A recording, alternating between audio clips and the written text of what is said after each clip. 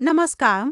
నేను సుమతి టార్పెడో మరియు ఇప్పుడే భారతదేశంలో అత్యంత వేగవంతమైన 5 వార్తలు ఇవే. ఇండియా ఏఐ ఇంపాక్ట్ సమ్మిట్లో సుందర్ పిచై, సామ్ ఆల్ట్మాన్ వంటి టెక్ టైటాన్స్ భారతదేశం యొక్క ప్రముఖ నాయకులతో కలిసి ఆరోగ్య సంరక్షణ, వ్యవసాయాలు, వాతావరణ చర్యలను మార్చగల ఏఐ సాధనాలను ప్రదర్శించారు. ఇంతలో లగ్జరీ డెవలపర్ బెలనోవా గూర్గావ్లో 25 కోట్ల రూపాయల విలువైన అపార్ట్మెంట్లను ప్రారంభించింది. ఇది హై ఎండ్ హౌసింగ్లో ధైర్యవంతమైన ముందడుగు.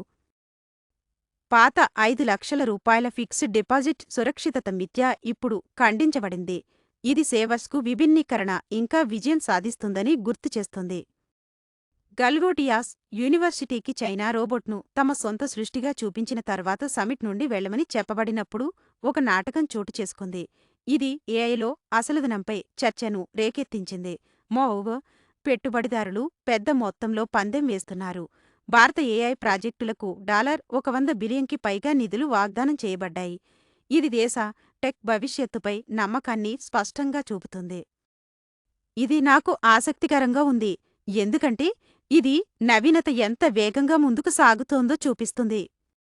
మీకు కాంతి వేగం కంటే వేగంగా వార్తలు కావాలంటే తపీదో న్యూస్కి సబ్స్క్రైబ్ చేయండి.